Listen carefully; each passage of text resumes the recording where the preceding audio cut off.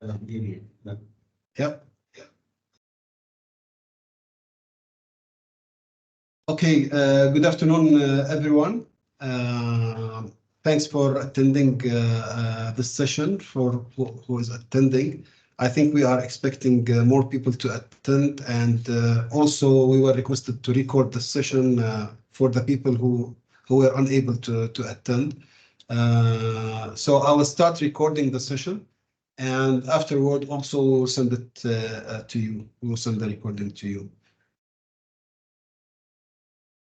Okay. So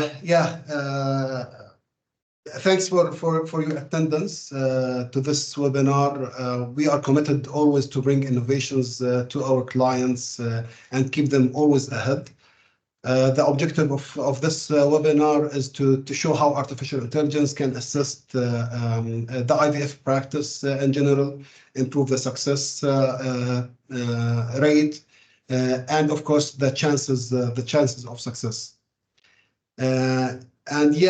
Just to make it very straight and quick introduction and go straight to the point, I would like to introduce our partner, Rafael Gonzalez, who is the global head of sales and commercial strategy from Future Fertility, our partners. Rafael today will do a presentation about the latest AI technology in the field of IVF, and I hope you will enjoy it. You will benefit out of it. If you have any questions during the presentation, just please drop it in the chat, in the Q&A, and we will cover all the questions by the end of the session. I think the presentation of Rafael will take between 20 and 25 minutes, and after that we will go through your questions and try to answer it. Thanks again for attending, and Rafael, the mic is yours. Okay, thank you very much for the introduction, Abdul, and thanks everyone for joining this session. As Abdul was explaining, I represent the company Future Fertility. We are the first company in the world that have been able to develop a software which uses artificial intelligence to assess the quality of the ovocytes in a non-invasive way, right?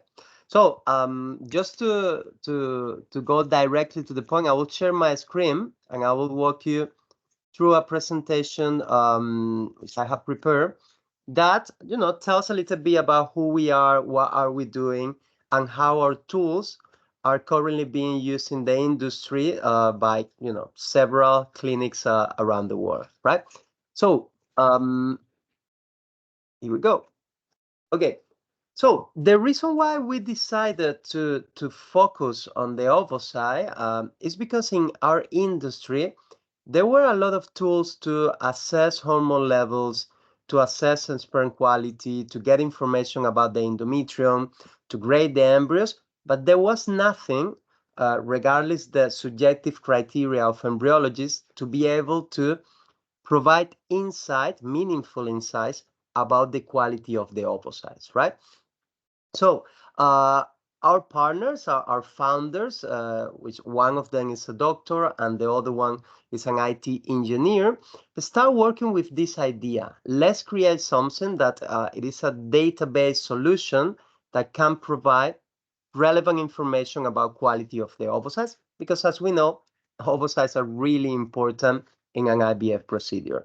So this is exactly what we have done. We have created a software that uses artificial intelligence in a non-invasive way. What we do is we take pictures of the ovocytes. We then upload those pictures into our data set, and we are able to provide information about the eggs. We convey this information to the clinics, to the labs, and to the patients through two reports. The first report is violet, and this report is intended for egg freezing patients. Here what we do is we provide predictions of blastocyst formation post-thawing, in addition to personalized live birth predictions. The second report is called magenta, and this report is intended for IVF+AI patients. Here the idea is not to provide a prediction, but to provide the score, which goes from 0 to 10, it is directly correlated with the quality of the oocyte and is able to identify the best quality oocyte within a cohort, right? I will explain both reports in a minute, but this is basically what we are doing. When we think about AI, and this is getting a little bit deeper into the models and the algorithms and all of that part. When we think about AI, the first idea that comes to our head is data, right? Which data are they using? Which model is a software working on? And I have to mention here that our model, it is a deep learning model. This means that the more data you train the algorithm in, the more specific, the more accurate the predictions or the conclusion will be, right? In this case, I have to mention that our data set, is currently made out of more than 120,000 images of oocytes plus their corresponding outcomes. It is a very balanced and robust data set. We have obtained this data in more than 15 countries across 4 continents. It is a combination of retrospective data that we have obtained through time lapse and also prospective data that we are obtaining from several scientific collaborations we are doing around the world. So the whole idea is when we take a picture of an oocyte, our model, our algorithm is being trained to recognize patterns of data inside that oocyte, right? And we do that by analyzing the image. This picture that we take, it is uploaded into the data set. It is compared with all of the data and their corresponding outcomes. And that is the way in which we can provide a very specific conclusions, which in one case is a prediction of how that egg is going to develop into a blastocyst stage. In another case, it's just a comparison between all of the oocytes and to be able to say which is the best quality oocyte, right? That's violet and magenta. Only showing this slide to tell you a little bit about the history of the company. We started working in 2018, but we didn't start commercial activity of the company until last year. We spent the first 4 years doing scientific validation. We did a lot of research, partner with the main companies in the industry, and we were able to validate the tool. And last year, we start working commercially. Currently, some of our partners around the world, we are working with the biggest network, and they are really providing us with really good feedback on how the patients are reacting to these tools, and also what are the main benefits that I will be sharing with you in a minute of using these tools, right? Okay, let's talk about how we integrate into the labs, right? So we can integrate, I would say, with the majority of existing cameras inside an IVF laboratory. We have validated Lycos cameras by Hamilton Thorne, J cameras, Octax, Saturn lasers. And this means that if the laboratory has any of these cameras, we provide a link. The link downloads the software in the computer, software and the camera communicate, and the lab can start doing the assessment, right? We create, of course, an account into the platform, and the embryologist can do the assessment. And that integration is very easy. It doesn't involve changing anything inside the lab, which embryologists love. And then in case that there is not any of these cameras, we provide our own validated camera that connects to a free pouring and IPSI microscope, and it is the same process. The camera communicates with the software, and the assessment can start taking place, right? This is the most common way we have to integrate, but also we have the ability to integrate through time lapse. Currently, we are integrated into EmbryoScope and Gary, and this means that the assessment could be done in an automatic way and also in a retrospective way. This is the most used way, especially when we do scientific collaboration, in order to export the data.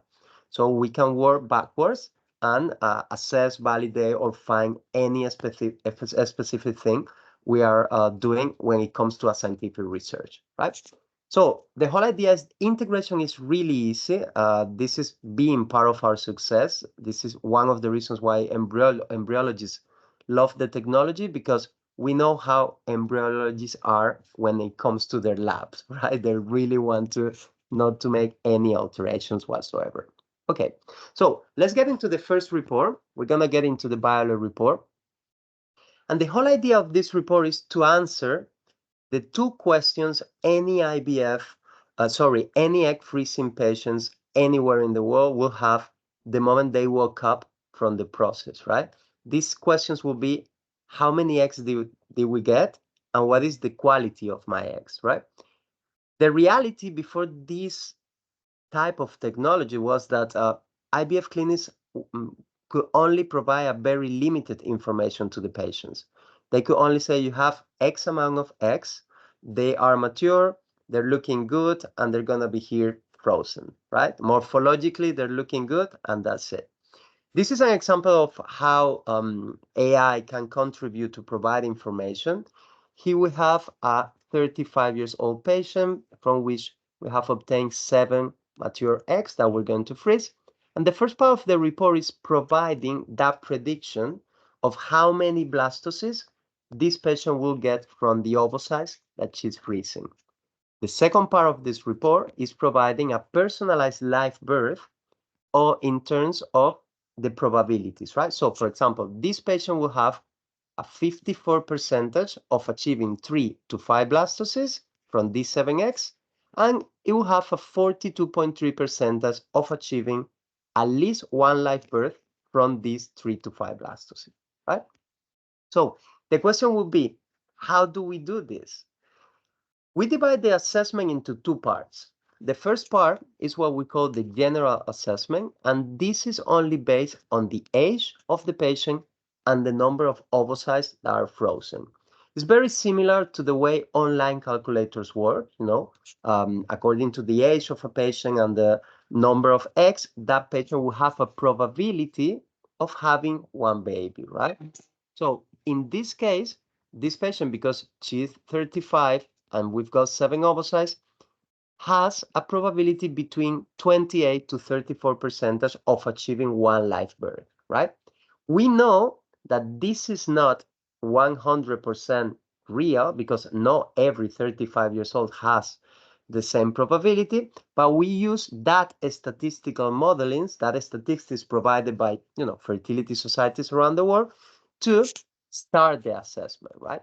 What we do then is we combine that assessment where this patient should be according to her age and the number of eggs, and we will combine it with what we call a personalized assessment, which basically means taking pictures of each of the ovocytes, like I mentioned before, comparing these pictures with the data we have in our data set, and being able thus to provide specific probabilities per each of the ovocytes, right? Just to give you an idea of how the report is being used, this is a real case. This was a case that we had in one of our partner clinics. In this case, we had a 28 years old patient with 16 mature ovocytes. And Violet, in the first case, was saying that this patient will have almost an 88% of achieving 1 to 5 blastocysts. Minimum 1 blastocyst, maximum 5. And it will have a 64% of achieving one live birth. So as a doctor, the best way to interpret this report would be first to check the general assessment, just to see where this patient should be in terms of live birth prediction by her age and the number of eggs. In this case, this patient, because she's very young, 28, and she's got 16 ovocytes, should be between 75 and 85% of achieving one live birth. Our model, on the other hand, is suggesting that she only has 64, so it's 11% below where she should be. This is the first KPI that the doctors will look at to identify a potential equality issue. And the second, of course, is it's very surprising that there is a very high percentage of achieving a low number of blastocysts coming from a good number of ovocytes. So what can the doctor do with this information? The first things that they can do is to do a much better management of the patient expectations, to be able to provide transparent information of what this patient can expect from the ovocytes that she's freezing. And with the clinical information, they can counsel, for example, to do a second cycle for the patient, to recommend the patient not to wait so much, to change the stimulation protocols. In those countries where egg donation is performed, they can use this information to decide whether to stimulate a donor or not, and so on. The reality is that the AI is really providing meaningful information that could be used by the doctors to counsel and to plan next steps in the treatment, right? One thing I have to mention, and I'm sure that a lot of you are wondering about this, is that these predictions will be good as long as the sperm of the future partner of this patient will be within normal parameters, right? That is the assumption the model does to be able to come out with these predictions, right? As long as the future partner sperm is within normal parameters, this prediction will be valid, right? Okay. Okay, let's move on to magenta, which is totally different. Magenta in this case is not so much concerned about providing a probability because it is an IVF treatment. In 5 days, the lab is going to know what happens with these eggs, right? Here, what we do is we provide the score, what we call the magenta score, which is directly correlated with the quality of the ovocytes. So here is an example, 35 years old patient, 8 ovocytes have been retrieved, and you can see how the eggs are falling in different parts of the score. The score will go from 0 to 10. It is divided into 4 groups, and this ovocyte, which is in the lowest group, it is the ovocyte with the lowest quality. These ovocytes, which are in the highest part of the score, would be the ovocytes that would be assumed to have the highest reproductive potential. Just like in the other report, we provide a individualized score, which shows egg per egg, which are the eggs with the highest quality, right? And the good thing about this information, if we think about only for the first moment for the lab, this report is currently being used in 3 different ways. The first way is when you have, as an embryologist, you have 2 or 3 blastocysts and you don't really know which of those blastocysts to transfer in the first place because they have the same grade, for example, right? This way, the report is being used to take one step back and identify the blastocysts coming from the best quality oocyte and use that information to do the transfer. In some laboratories where co-culture takes place, if you have the ability to identify the best quality oocytes, you can put them together and culture them together, increasing blastulation rates. And then, of course, egg banks and clinics working with donor eggs, are using this information to identify the best quality oocytes within, the total number of eggs that were obtained and work with these eggs in the first place, or distribute those eggs evenly into different batches that could be then assigned to different patients. These are just some of the use cases. I'm traveling to Germany in 2 days, and the way the report is being used by German laboratories is, German regulation is very strict when it comes to work in a cycle. They are allowed only to use an amount of eggs, and they have to freeze the other eggs that per cycle. So they're using the score to be able to identify the best 3-4 eggs and work with these eggs in the first place. The reality is that every new clinic we start working with is coming out with a lot of different use cases that allows, of course, those cycles to be reduced in terms of reducing time to pregnancy, right? So I'm just going to show you now 2 examples, because we talk about the lab, but I'm going to show you now 2 examples of how the reports are being used to counsel the patients. I'm going to show two cases. One is a young patient. The other one is an older patient. The young patient was 26 years old. This, again, was a real case. A very young patient, 26 years old, 13 mature ovocytes were retrieved. This patient didn't have any medical history concern. The ovocytes were showing a normal morphology. Only thing to take into account was, lower concentration on the male factor. And from the 13 eggs, finally, only 2 blastocysts were obtained and pregnancy was not achieved, right? So the majority of doctors that have seen this case have agreed that the most likely, one of the potential reasons why this cycle failed was due to the male factor. Why? Because we are talking about a very young patient and egg quality is assumed to be good in the majority of these cases, right? Here you can see once they perform the magenta assessment, in this case, in this cycle, you can see how from the 13 eggs, 10 are below 5, 10 are showing a low quality, 3 are in the next group, 5 to 7.5, but this patient, regardless how young she was, didn't have not even one single egg of really good quality, right? So with this information, the doctor, of course, could identify a potential egg quality issue. And imagine, for example, the amount of these eggs would have been, instead of below 5, above 5. The report could also be used to confirm that there is no an egg quality issue, right? And try to go to find the problem somewhere else. Then with this information, doctors, they're using it, to identify the problem, to change the stimulation protocols, to plan the next steps with the patient. And every doctor uses the information the way they want, but it is an additional tool they have, especially when the cycle fails. When the cycle is successful, everyone is happy. We know that. When the cycle fails, doctors not all the time have all the information. So this is just another way to identify potential problems and work accordingly. What was very interesting about this case is the ability of the tool to identify, in this case, the 2 ovocytes that will end up becoming blastocysts, and that was the relevant part of the assessment that was used by the lab in this case.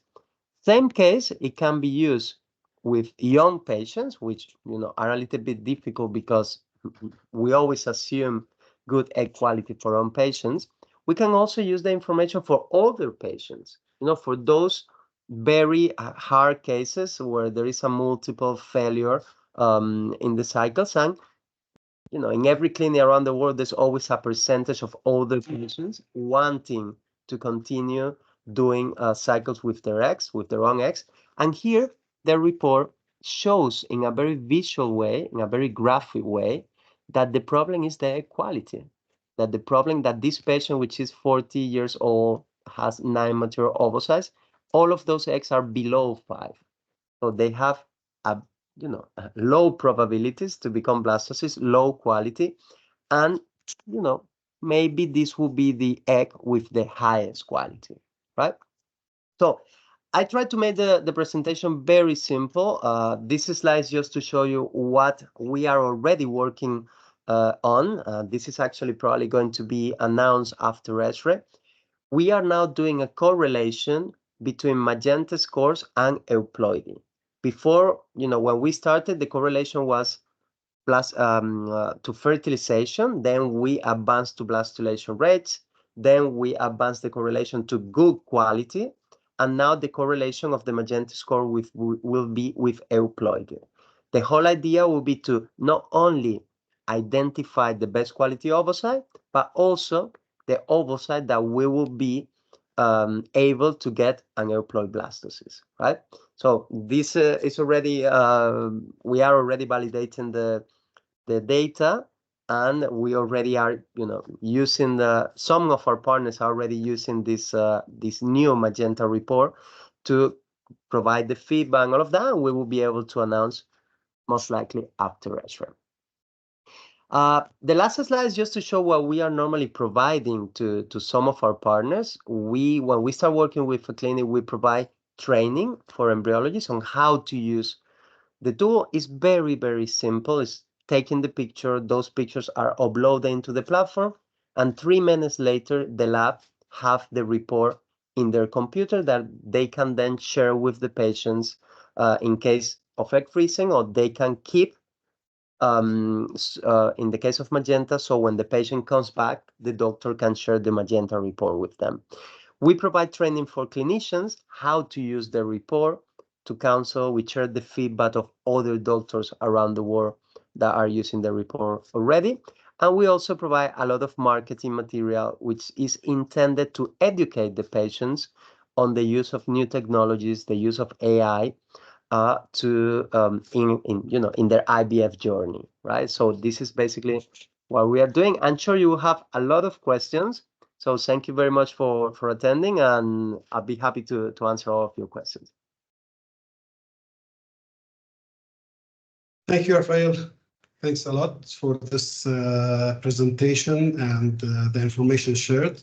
We have a question in the Q&A, and also I think we can open the mics if anyone would like to ask the questions verbally.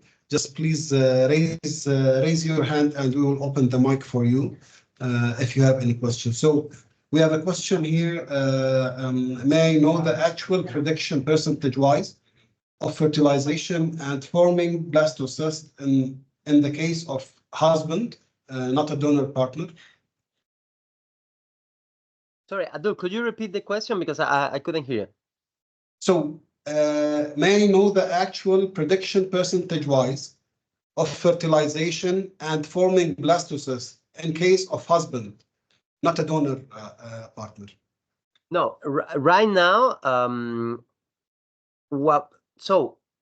these reports are only intended for ovocytes, right?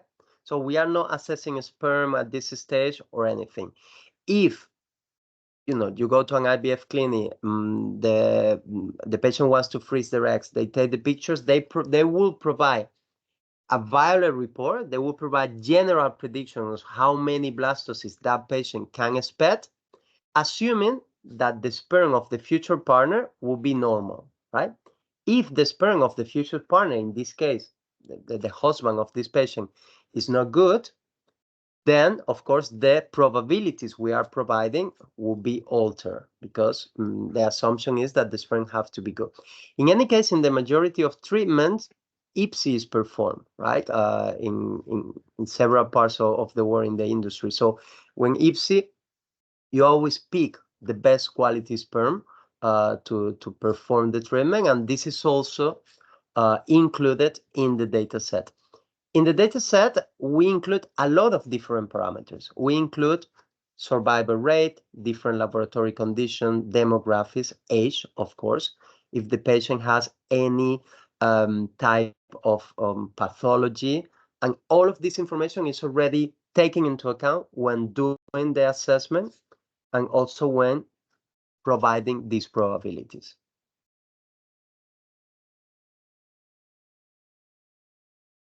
I hope this answers the question.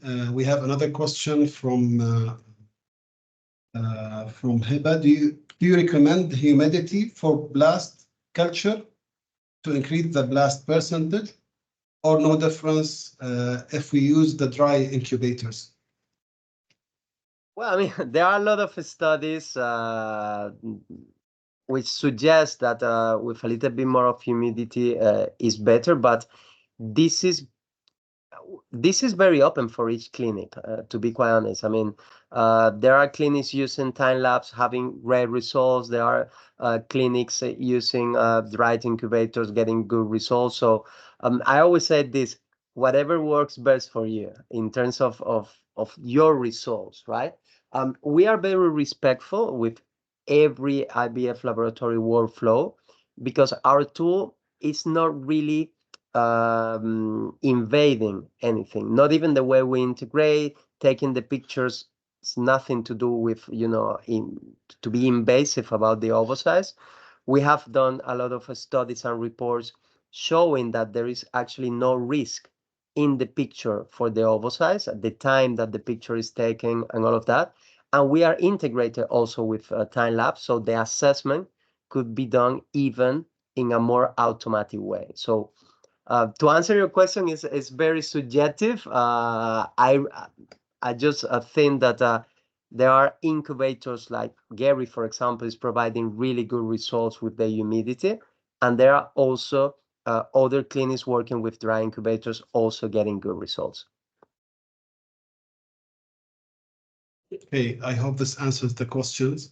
Maybe also something to highlight here, Rafa, is what's the protocol normally? How is the implementation can be done in terms of utilizing the violet or the magenta from a clinic? If a clinic decide that they want to use the tool, what they need to have and so on. So maybe from technical perspective and even from workflow perspective in general. Yeah, so in terms of technical requirements, what we normally do is we share a link that give access to a 3-minute survey, which allows to know if that laboratory complies with the technical requirements, right?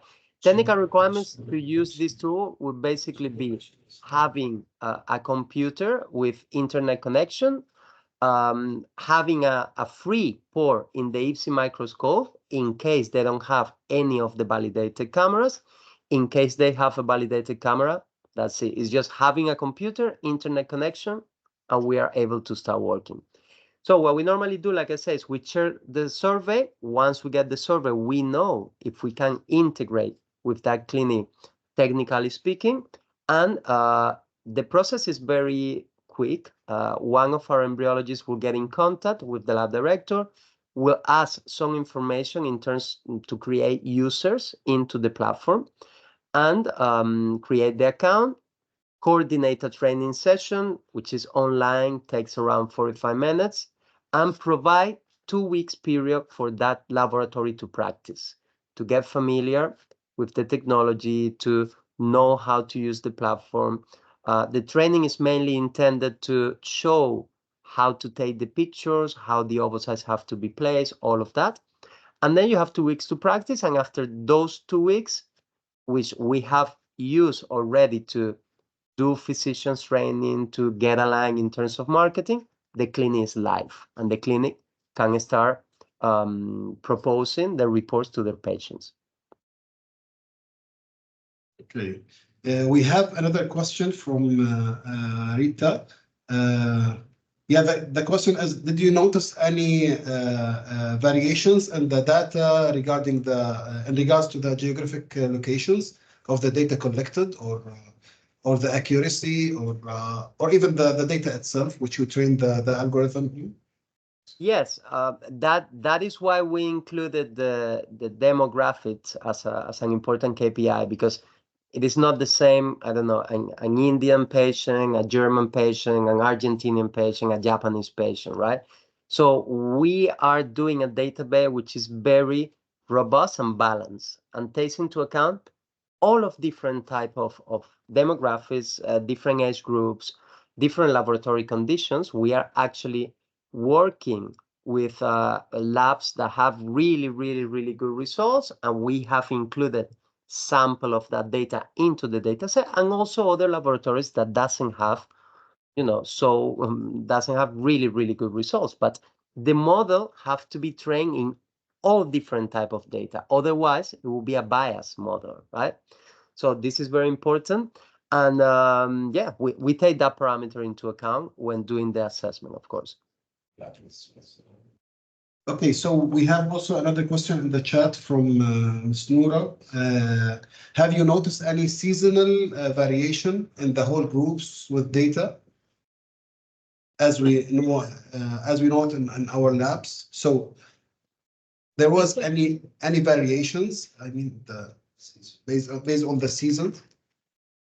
Season, you mean like a winter, spring? I'm not sure I'm getting right there. Yeah.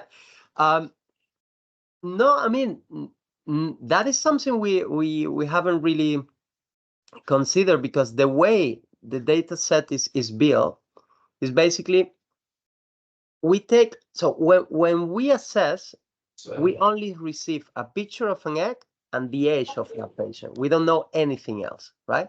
So the whole assessment is done in a blind way, in a very objective way.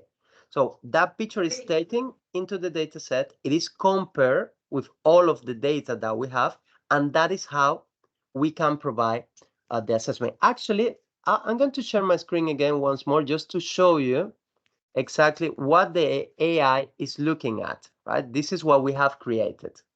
So this is actually, you can read, we have published our first manuscript. It was published in January this year in the RVMO scientific journal. And what we have done actually is we have developed within the algorithm 3 models, right? When you think about an ovocyte, not only morphologically, but also, in terms of the internal structure of an egg, there is a lot of information that humans cannot see, right? There are a lot of things taking place internally inside the ovocyte that we cannot see. Right? So what we have done is we have trained an algorithm, we have created 3 different models to be able to recognize all of that data that is invisible to human eye, to be able to organize that data and to be able to provide a very specific conclusion, right? This is the way any AI algorithm will work, but I'm just explaining a little bit how it works in terms of the ovocyte. So the first things we do is to create a tool that will allow us to recognize the data. This is what we call a vision transformer model. Here, we basically, what we recognize is the image. When you take a pictures, all of that picture is pixel, is compressed, and that the model recognizes data inside of those pixels, right? Then we organize that information. We organize that data in terms of the age of the patient, if the patient have any pathology or not. In the case of Violet, taking into account a survival rates, different laboratory conditions, different demographics, a lot of different things, right?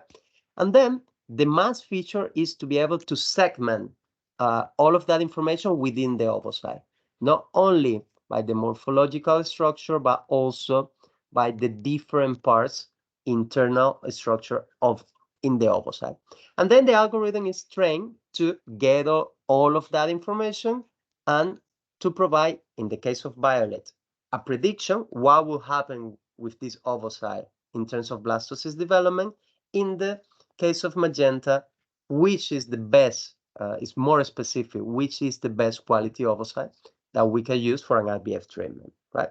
So it's way more complicated than that. I just tried to explain it in the simplest way, but that is basically what we are doing. Okay, very clear. Thank you, Rafael. Do we have any other questions? Just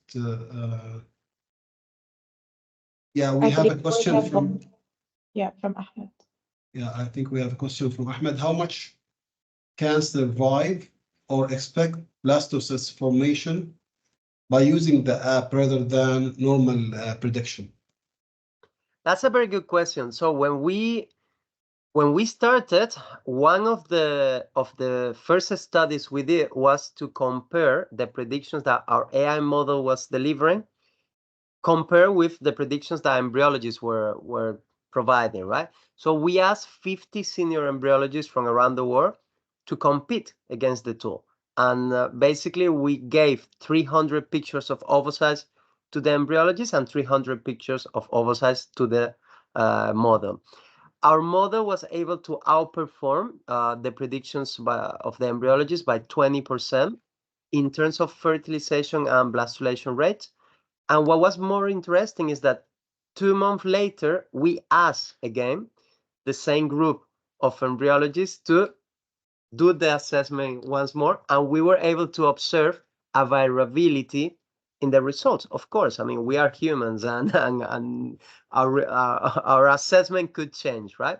So that only showed not only that, AI can outperform human, only because AI is able to analyze thousands, hundreds of thousands of data points that for us will be impossible in one lifetime, but also is able to do it quicker in an automatic way and with zero mistakes, right? So that's unfortunately it is like that. It's not that these tools are going to come to substitute to change embryologists. It's just they're going to provide more meaningful information that embryologists and doctors will be able to use to reduce time to pregnancy, which is the whole idea of the industry.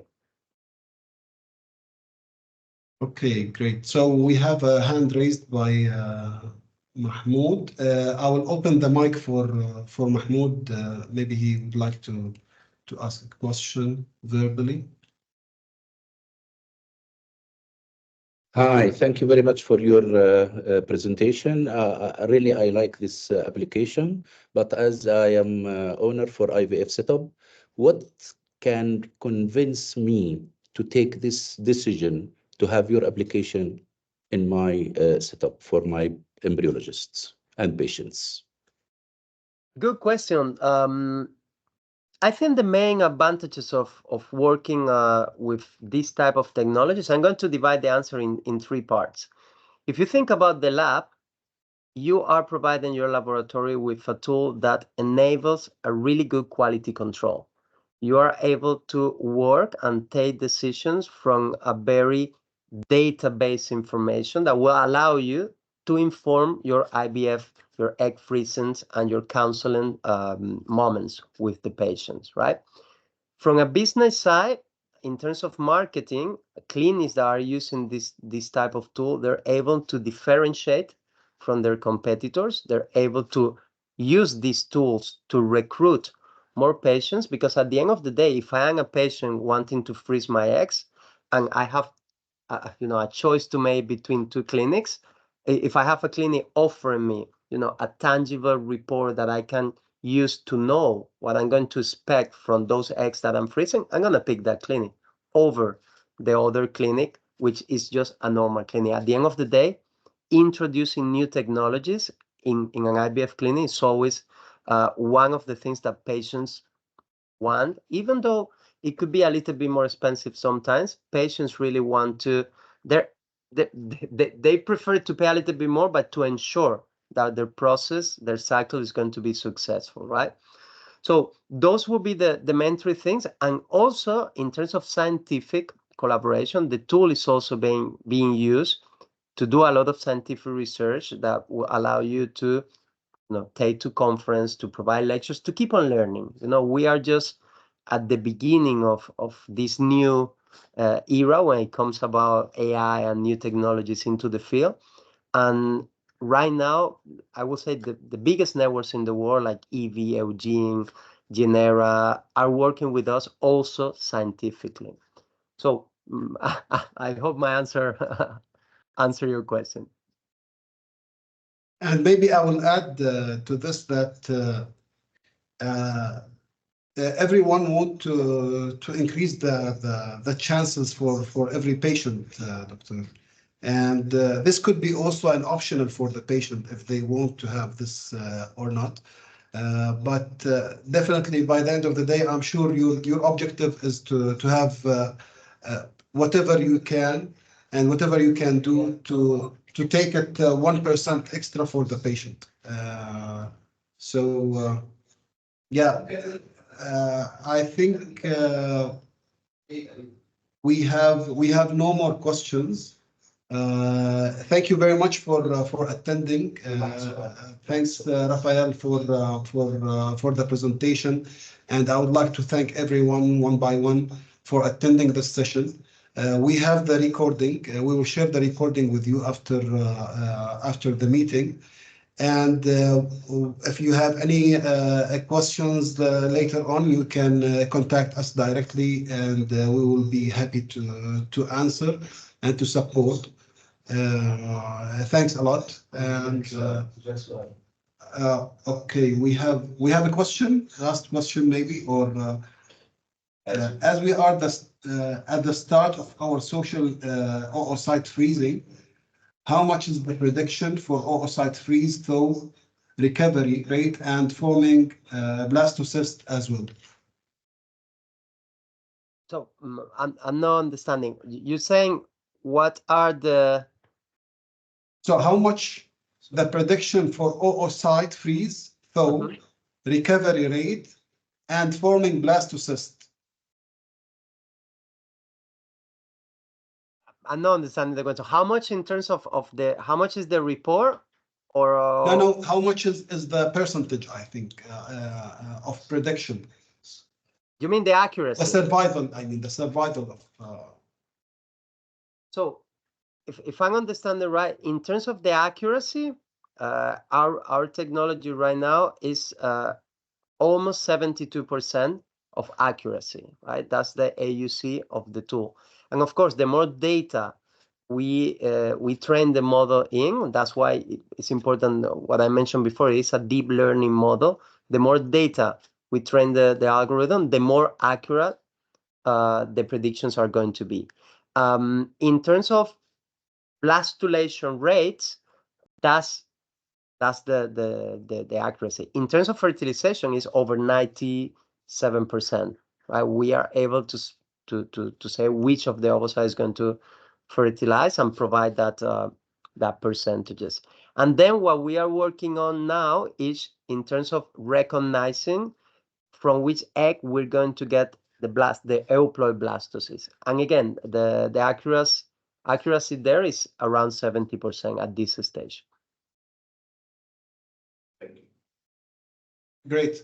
Thank you very much again, everyone. And if we have no more questions, we are wrapping up. And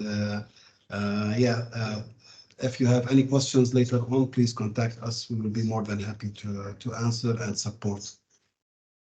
Thanks a lot to everyone. And like Abdul is saying, if you need like more information, we'll be happy to provide it and answer all of your questions. Bye-bye. Thank you.